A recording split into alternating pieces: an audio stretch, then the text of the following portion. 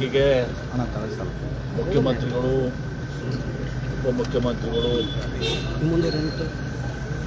ಸಚಿವರುಗಳು ಎಲ್ಲರೂ ಕೂಡ ಒಂದೇದು ವೀರರಾಣಿ ಕಿತ್ತೂರು ಚೆನ್ನಮ್ಮನವರ ಮೂರ್ತಿ ಅನಾವರಣ ಹಾಗೂ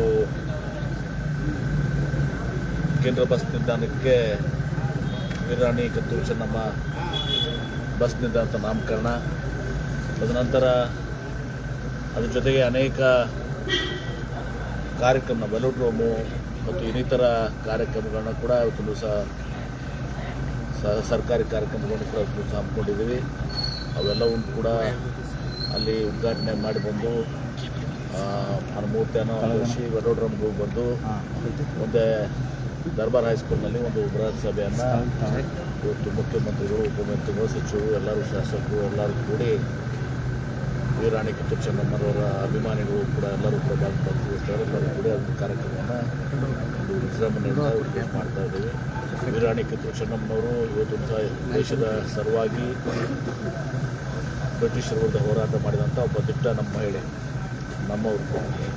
ಹೀಗಾಗಿ ಅವರ ಒಂದು ಮೂರ್ತಿ ಭಾಳ ದಿವಸದಿಂದ ಕಾರಣಾಂತರದಿಂದ, ಯಾಕಂದರೆ ಅಲ್ಲಿ ಇಕ್ಕಟ್ಟಿನ ಪರಿಸ್ಥಿತಿಯಲ್ಲಿ ಸರ್ಕಾರದಿಂದ ಅನೇಕ ದಶಕಗಳು ನನಗೂ ತೆಗೆದಿತ್ತು. ಅಲ್ಲಿ ಅವರಿಗೆ ಬಸ್ ನಿಲ್ದಾಣದಲ್ಲಿ ಒಂದು ಜಾಗವನ್ನು ಕೊಡಿಸಿ ಇವತ್ತು ದಿವಸ ಅಲ್ಲಿ ಮೂರ್ತಿ ಪ್ರತಿಷ್ಠಾಪನೆ ಆಗಿದೆ.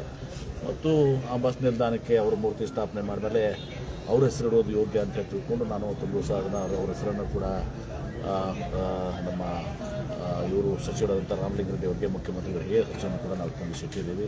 ವೆಲೋಡ್ರೋಮ್ ಒಂದು ದಿವಸ ಭಾಳ ದಿವಸದ ಕನಸು, ಅವತ್ತು ದಿವಸ ದಶಕದ ಕನಸು.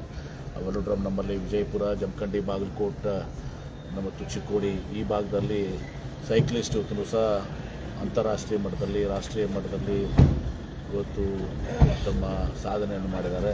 ಅವ್ರಿಗೆ ಅದು ಅನುಕೂಲ ಆಗೋ ರೀತಿಯಲ್ಲಿ ಅದು ಒಂದು ಉದ್ಘಾಟನೆ ಆಗ್ತದೆ. ಇನ್ನೂ ಅನೇಕ ಕಾರ್ಯಕ್ರಮಗಳಿದ್ದಾವೆ, ಅವನ್ನು ಕೂಡ ಉದ್ಘಾಟನೆ ಇವತ್ತು ದಿವಸ ಮುಖ್ಯಮಂತ್ರಿಗಳು, ಉಪಮುಖ್ಯಮಂತ್ರಿಗಳೆಲ್ಲ ಸಚಿವರು ಮಾಡ್ತಾರೆ.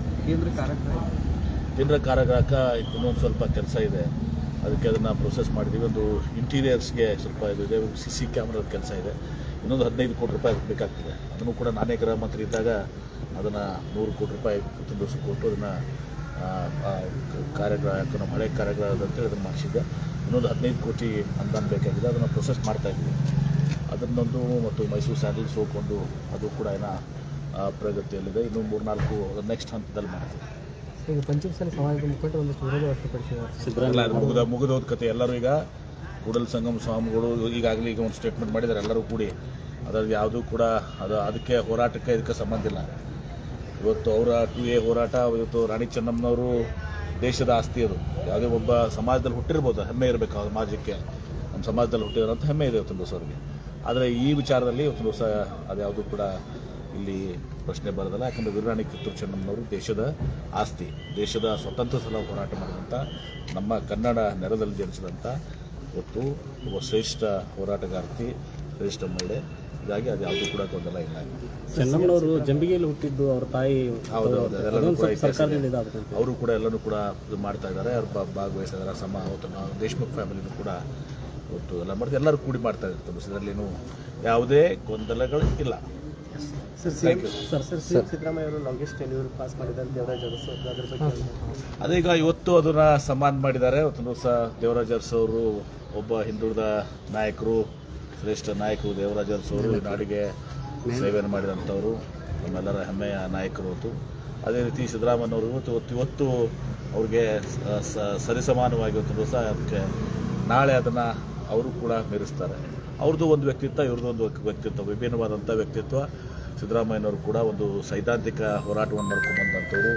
ಇವತ್ತು ಕೃಷಿಕರಾಗಿ ಜನಿಸಿ ಇವತ್ತು ಭಾಳಷ್ಟು ಹಿಂದುಳಿದ, ಅಲ್ಪಸಂಖ್ಯಾತ, ದಲಿತರು, ಬಡವರ ಬಗ್ಗೆ ಮತ್ತು ರೈತರ ಬಗ್ಗೆ ಒಂದು ಅಪಾರವಾದಂಥ ಕಾಳಜಿಯನ್ನು, ಬದ್ಧತೆಯನ್ನು ಹೊಂದಿದಂಥ ಒಬ್ಬ ಸಮಾಜವಾದ ಹಿನ್ನೆಲೆಯಿಂದ ಬಂದಂಥ ನಾಯಕರು. ಅವರು ನಮ್ಮ ಕಾಂಗ್ರೆಸ್ ಪಕ್ಷಕ್ಕೆ ಬಂದರೆ ನಮ್ಮ ಕಾಂಗ್ರೆಸ್ ಪಕ್ಷ ಅವ್ರನ್ನ ಗುರುತಿಸಿ 2 ಬಾರಿ ಅವ್ರನ್ನ ಮುಖ್ಯಮಂತ್ರಿಯಾಗಿ ಶ್ರೀಮತಿ ಸೋನಿಯಾ ಗಾಂಧಿಯವರು, ರಾಹುಲ್ ಗಾಂಧಿಯವರು, ಮಲ್ಲಿಕಾರ್ಜುನ ಖರ್ಗೆ ಅವರು ಮಾಡಿದ್ದಾರೆ. ಅವರು ಕೂಡ ಅನೇಕ ಯೋಜನೆಗಳನ್ನ ಇವತ್ತು ಸಹ ನಮ್ಮ ರಾಜ್ಯದಲ್ಲಿ, ವಿಶೇಷವಾಗಿ ಅನ್ನಭಾಗ್ಯ, ಹಸಿದವರಿಗೆ ಯಾರೂ ಕೂಡ ಹಸಿದು ಹೊಟ್ಟೆಲಿ ಮಲಗಬಾರ್ದು ಅಂತೇಳಿ ಅನ್ನಭಾಗ್ಯ ಯೋಜನೆ, ಕ್ಷೀರಭಾಗ್ಯ, ಕೃಷಿ ಭಾಗ್ಯ, ಈಗ ಪಂಚ ಗ್ಯಾರಂಟಿಗಳನ್ನು ಮಾಡೋ ಮೂಲಕ ಇವತ್ತು ಮತ್ತು ಹಣಕಾಸಿನ ಸಚಿವರಾಗಿ ಸುಮಾರು 14 ಬಜೆಟ್ಗಳನ್ನ ಇವತ್ತು ಮಾಡಿ ದಾಖಲೆಯನ್ನು ನಿರ್ವಹಿಸಿದ್ದಾರೆ. ಅವರು ನಾಳೆ ದೇವರಾಜ್ ಅರಸು ಅವ್ರಿಗಿಂತ ಒಂದು ದಿನ ಉತ್ತರಿಸೋ ಹೆಚ್ಚಿಗೆ ಆಗ್ತದೆ. ಆ ಒಂದು ದಾಖಲೆ ನಮ್ಮೆಲ್ಲರಿಗೂ ಕೂಡ ಹೆಮ್ಮೆ ಇರುವಂಥದ್ದು. ಇಬ್ಬರು ಶ್ರೇಷ್ಠ ನಾಯಕರು ದೇವರಾಜ್ ಅರಸು ಅವರು ಮತ್ತು ಸಿದ್ದರಾಮಯ್ಯ. ಸರಿ, 10 ಅಂಕಕ್ಕೆ ಎಷ್ಟು ಕೊಡ್ತೀವಿ ಅಂತ ಸಿಎಂ ಆಡಳಿತಕ್ಕೆ 10 ಅಂಕಗಳ ಪೈಕಿ ಎಷ್ಟು? 10ಕ್ಕೆ 11 ಕೊಡಬೇಕು. 11 ಸರ್, ಈಗ ಕೆಲವು ಆದರೆ ಬಿಜೆಪಿಯವರು ಇದನ್ನು ವಿರೋಧ ಮಾಡ್ತಾ ಇದ್ದಾರೆ. ಏನು ಸಾಧನೆ ಏನು ಮಾಡೋಕ್ಕಾಗತ್ತೆ? 4 ವರ್ಷ ಏನು ಸಾಧನೆ ಮಾಡಿರೋರು? ಅವರು ಹೇಳಿ ನಾವು ಮುಖ್ಯಮಂತ್ರಿಗಳು 5 ವರ್ಷ ಪೂರೈಸಿ 2ನೇ ಅವಧಿಗೆ ಸಿದ್ದರಾಮಯ್ಯನೂ ನಡೆದಿದೆ. ಯಡಿಯೂರಪ್ಪನವರು ಒಂದೇ ಅವಧಿ ಮಾಡಕ್ಕೆ ಬಿಡಲಿಲ್ಲ ಅವ್ರನ್ನ. ಪಾಪ ಯಡಿಯೂರಪ್ಪನವ್ರನ್ನ ಒಂದು ಅವಧಿನೂ ಕೂಡ ಪೂರ್ತಿ ಮಾಡಿಕೊಡಲಿಲ್ಲ. 2 ಸಲ ಅವ್ರನ್ನ ಅವಧಿಕ್ಕಿಂತ ಮುಂಚಿತವಾಗಿ ತೆಗೆದು ಹಾಕಿದ್ರು. ಅದನ್ನು ಕೇಳ್ರಿ ಬಿಜೆಪಿ ಅವ್ರಿಗೆ. ನಿಮ್ಮ ಸಾಧನೆ ಏನಂದ್ರೆ ಯಡಿಯೂರಪ್ಪನ ಪೂರ್ಣಾವಧಿ ಟರ್ಮ್ ಮಾಡಿಸ್ಲಾರ್ದಂಥದ್ದು ನಿಮ್ಮ ಸಾಧನೆ. ಕರೆಕ್ಟ್ ಆಗಿಲ್ಲ ಸರ್? ಈಗ ಸರ್ PPP ಹೋರಾಟಗಾರರನ್ನ ಬಂಧನ ಮಾಡಿರ್ತಕ್ಕಂಥದ್ದು